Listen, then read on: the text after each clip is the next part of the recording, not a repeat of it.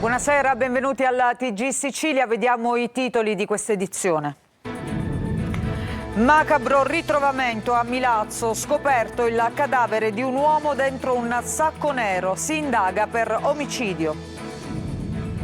A Catania blitz contro il clan Santa Paola Ercolano, 36 le persone arrestate affiliate al gruppo dei Nizza. Dal carcere la gestione dei traffici attraverso videochiamate. Tra le vanterie intercettate anche lo stendardo su una candelora di Sant'Agata. Sentiti dalla polizia i familiari di Aurora Maniscalco, l'hostess palermitana morta a Vienna dopo essere caduta dal terzo piano. Il padre e le zie hanno consegnato lo smartphone della 24enne. Sit-in di solidarietà questa mattina davanti alla cioccolateria presa d'assalto domenica scorsa a Palermo. Dipendenti colpiti dalla furia di chi voleva dare una lezione al titolare che parla ai nostri microfoni. Vincita milionaria a Porto Empedocle con un gratta e vinci. Un fortunato giocatore acquista un biglietto da 10 euro e vince 2 milioni di euro. A Catania le spiagge della playa vietate ai disabili, passerelle disastrate e barriere per raggiungere il mare. Difficoltà anche per i servizi igienici. Calciomercato, a Catania arriva Casasola, il difensore ex Ternana sarà ufficializzato domani. Novità anche su Torre del Grifo, si fa sempre più concreta l'acquisizione del centro sportivo.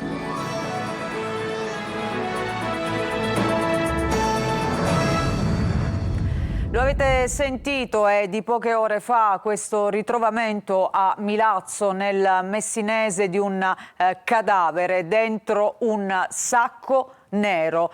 Si indaga per omicidio. Sentiamo Francesco Triolo. Un cadavere è stato ritrovato a Milazzo poco prima delle 15:30 dentro un sacco di plastica di quelli neri, una scoperta inquietante avvenuta in via Capuana alle spalle della riviera di ponente della cittadina tirrenica del Messinese, una strada che porta a Barcellona.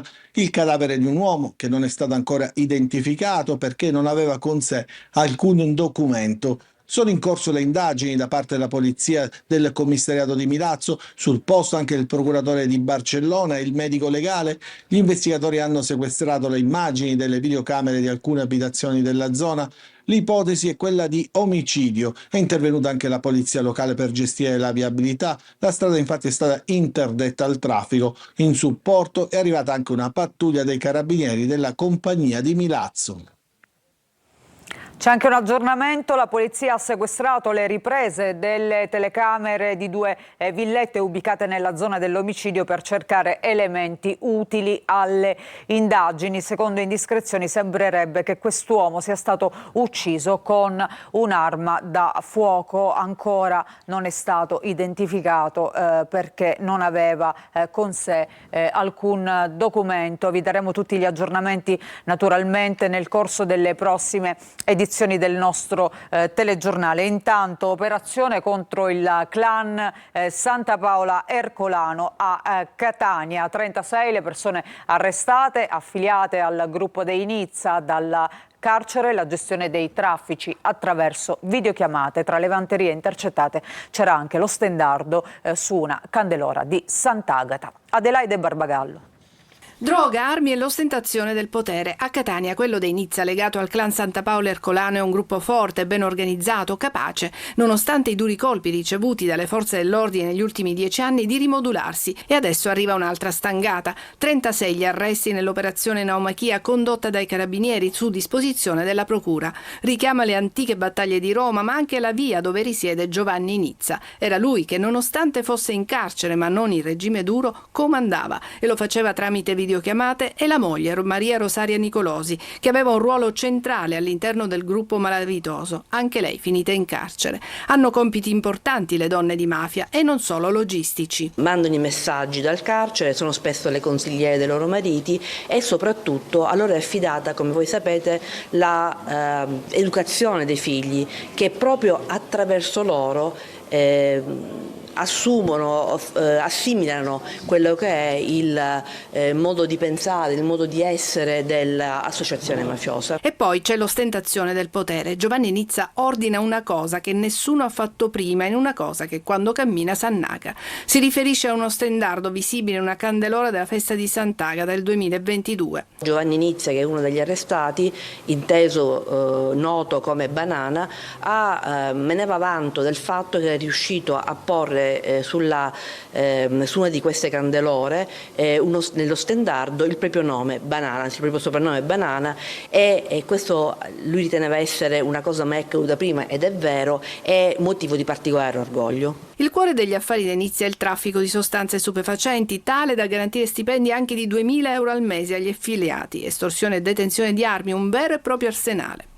Il gruppo era attivo nei quartieri di San Giovanni Galermo, Librino e San Cristoforo, ma anche al Castellursino e a San Cosimo. Un altro blitz antimafia all'alba tra Agrigento e il Nisseno, 13 persone fermate nel mirino un presunto gruppo criminale legato a droga, estorsioni e intimidazioni. Davide Sardo. Un Kalashnikov, un giubbotto antiproiettile e oltre 40.000 euro in contanti è il bilancio dei sequestri eseguiti dai carabinieri durante un nuovo blitz antimafia tra Agrigento, Porto Empedocle, Villa Seta, Favara, Canicattì e San Cataldo nel Nisseno.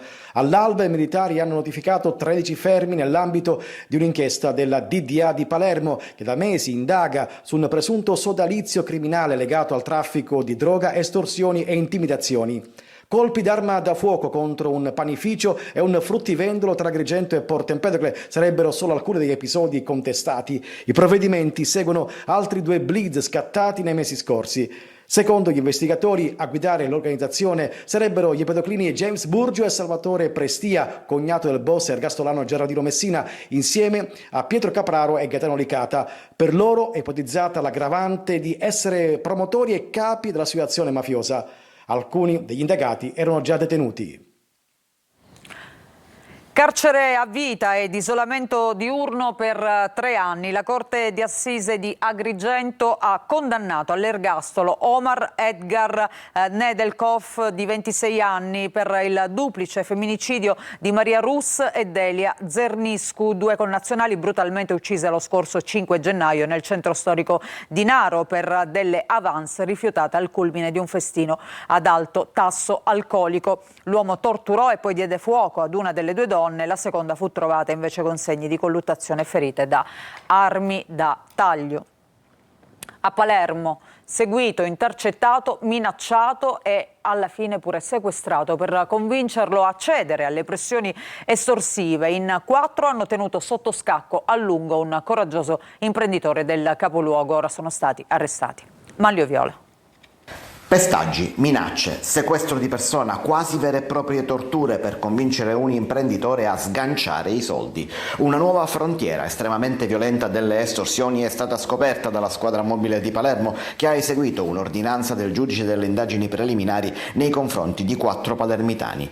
2 adesso si trovano in carcere, mentre gli altri 2 sono agli arresti domiciliari con l'applicazione del braccialetto elettronico.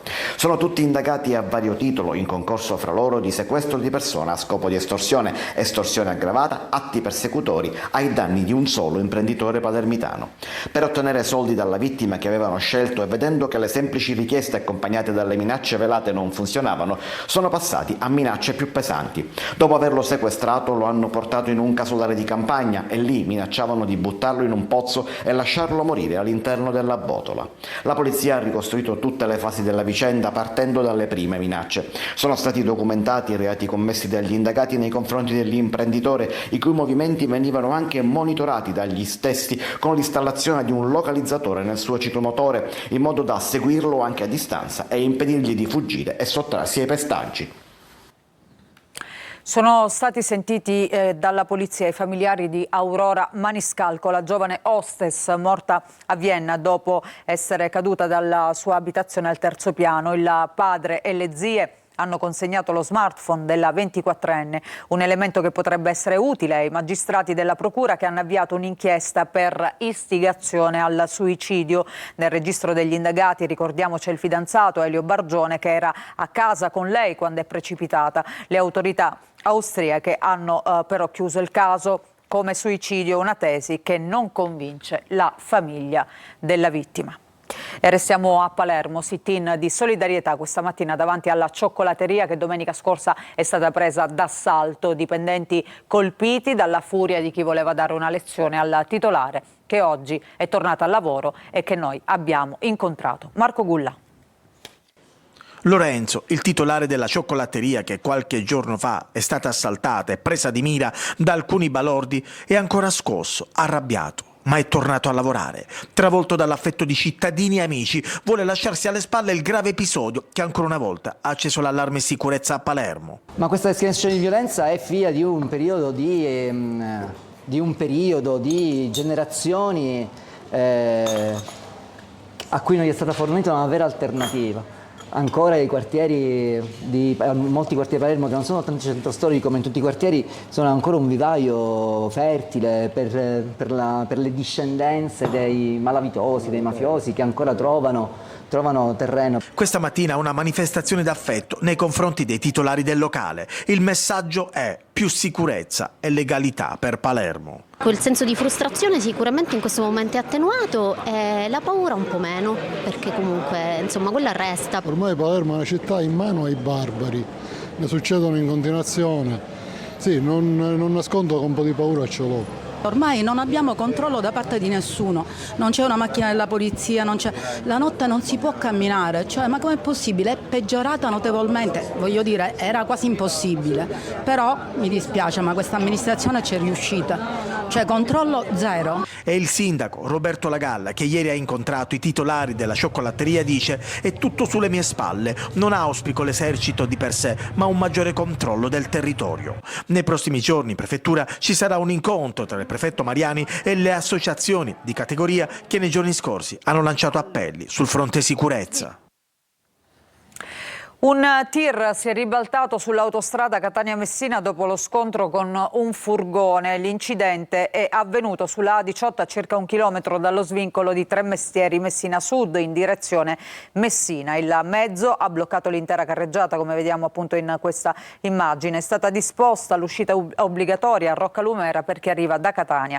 Ferito l'autista del mezzo pesante che si è scontrato con un furgoncino, ma le sue condizioni non desterebbero particolare preoccupazione. E adesso una bella notizia, perché la fortuna fa tappa a Porto Empedocle. Una gratta e vinci regala ben 2 milioni di euro a una persona, un fortunatissimo. Davide Sardo. Porto Empedocle sotto i riflettori per una vincita milionaria. Un biglietto gratta e vinci della serie 50 per, acquistato al costo di 10 euro presso il bar tabacchi Eni Caffè in contrada Vincenzella, ha fruttato ben 2 milioni di euro a un fortunato giocatore. Faccio un bocca al lupo a Fortunato e spero che ha preso una persona che veramente se li merita e che fa buon uso. La notizia si è rapidamente diffusa in città, suscitando stupore e curiosità tra clienti abituali e residenti. Scusi, è lei il fortunato vincitore che viene a ringraziare i dipendenti? Ha vinto 2 milioni di euro? Magari, sarebbe veramente bello, no? Mi sto semplicemente fermando per un caffè. Però sicuramente sarebbe bello se avesse vinto qualcuno del mio paese, quindi di Porto Empedocle, e che magari possa aiutare qualche famiglia in difficoltà che in questo periodo ne hanno tanto di bisogno. L'identità del vincitore resta sconosciuta, ma il colpo di fortuna ha acceso nuovi entusiasmi tra gli affezionati del gioco. Ha appena comprato un gratta e vinci? Certo. Un premio che cambia la vita e che resterà a lungo nella memoria dell'intera comunità empedoclina. Da mesi il personale del 118 di Gela lavora in condizioni quasi disumane nei locali fatiscenti dell'ospedale Vittorio Emanuele, ma adesso un bene confiscato alla mafia potrebbe offrire una via d'uscita. Il sindaco promette tempi rapidi. Gerri Italia.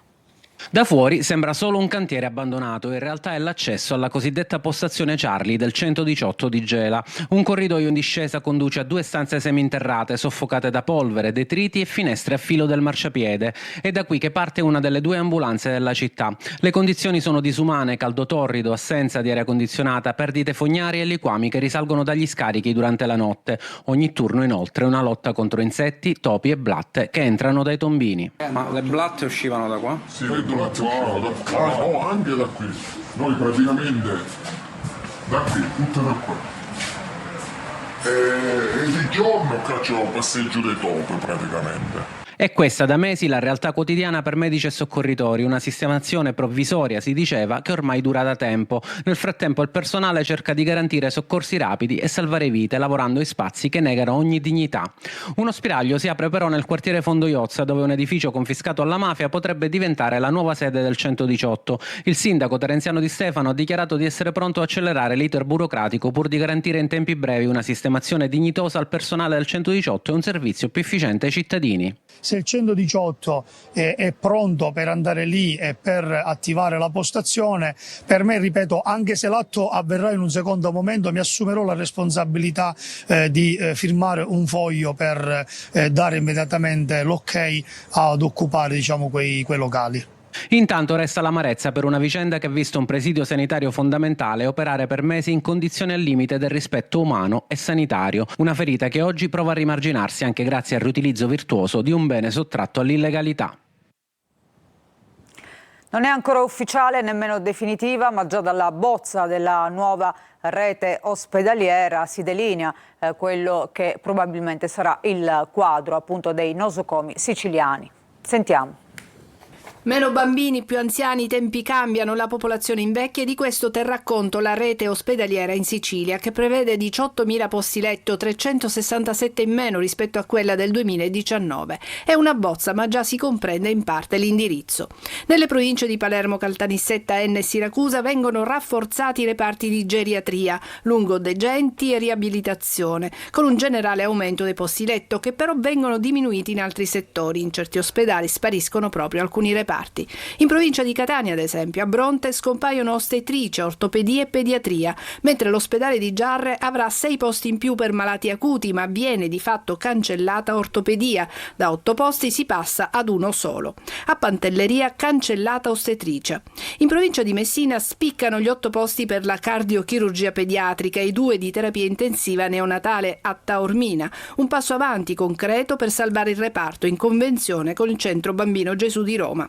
Situazione stabile a Catania, al Garibaldi e al Policlinico, con delle novità non da poco. All'azienda Garibaldi resta immutato il totale dei posti letto, ma 28 passano dalla struttura ennesima a quella del centro. Stessa dinamica nell'azienda universitaria, 84 posti letto passerebbero dall'ospedale San Marco al Policlinico. La bozza non è definitiva, dall'assessorato ribadiscono che la versione finale sarà portata in Commissione Salute entro luglio, ma già fioccano critiche e lamentele. La riorganizzazione della rete ospedaliera sarà il vero banco di prova per la nuova assessora alla salute della regione siciliana, Daniela Faraoni.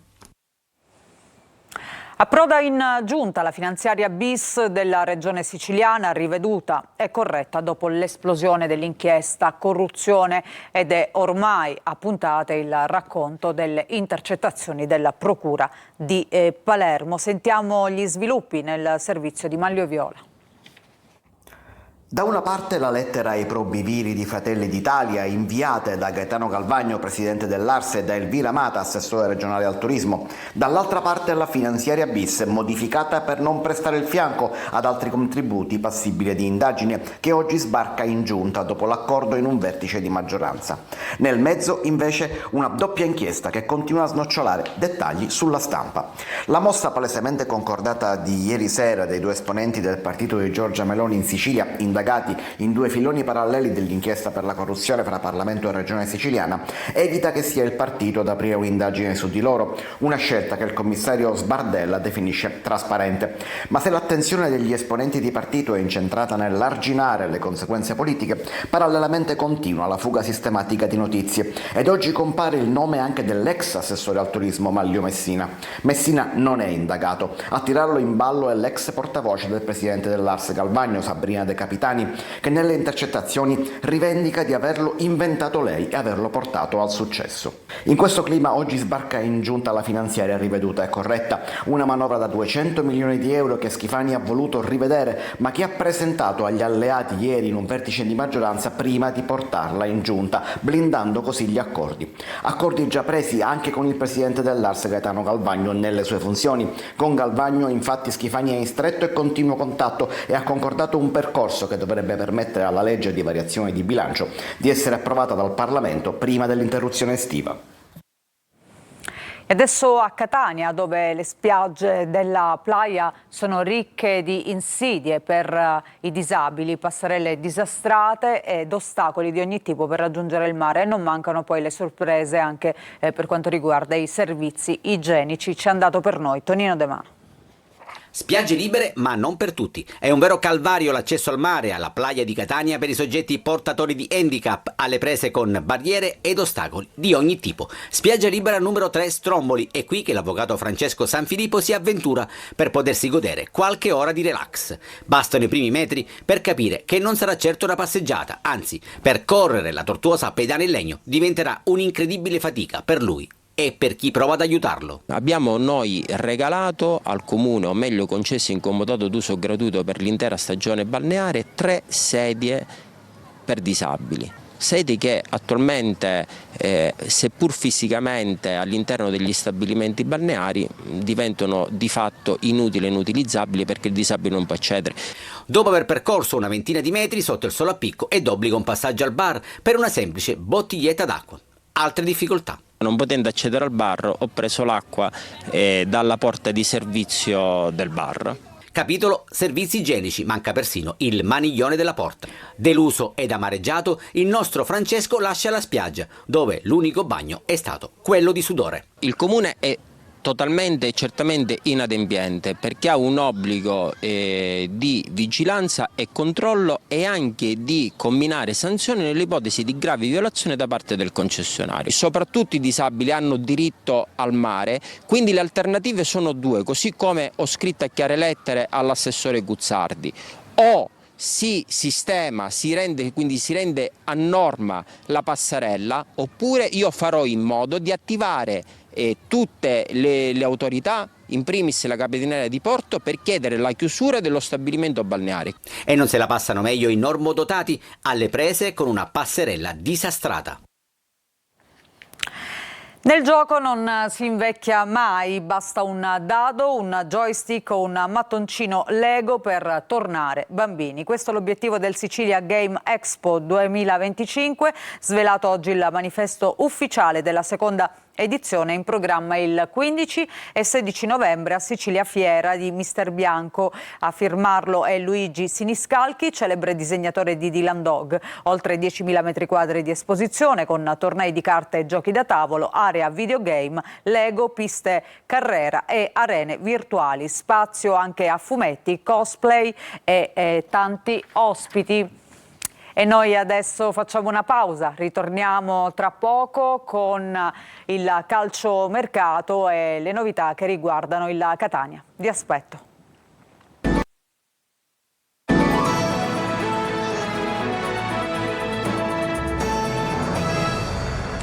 Adesso il calciomercato, il Catania accelera per gli arrivi di calciatori, oggi è atterrato intanto Casasola, si cerca di stringere per altri rinforzi, ma ci sono anche novità per quanto riguarda Torre del Grifo, nuovi passi avanti per l'acquisizione da parte della società. Sentiamo. A pochi giorni dall'inizio del ritiro il Catania accelera per le sue operazioni di mercato. A Fontanarossa è già atterrato il difensore argentino Thiago Casasola, 25 anni, soffiato in extremis alla Salernitana. Manca la firma ma dovrebbe arrivare domani insieme alla sua ufficialità. Ufficialità attesa anche per Simone Pieraccini, 21 anni, difensore che può giocare nella difesa a 3 che Toscano conosce bene per averlo avuto a Cesena. Da decidere la formula con il Catania che vorrebbe inserire nel prestito la possibilità di riscatto. Trattative in corso anche per il terzino sinistro Daniele Donnarumma, 33enne, anche lui tesserato con la società romagnola. Il Catania avrebbe chiuso l'accordo anche per Alex Rolfini, attaccante classe 96, nell'ultima stagione in forza al Vicenza e attualmente svincolato. Nell'ultimo campionato con i Veneti ha collezionato 21 presenze ed 8 gol.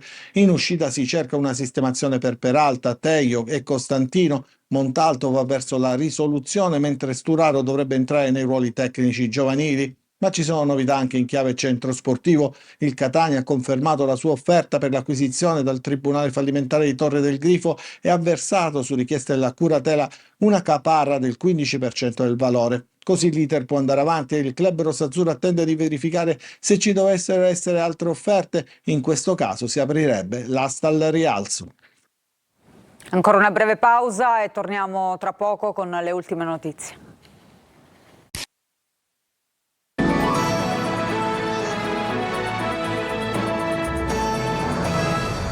Non ci sono aggiornamenti, questa edizione del TG Sicilia termina qui, grazie per averci seguito, vi auguro un buon proseguimento di serata.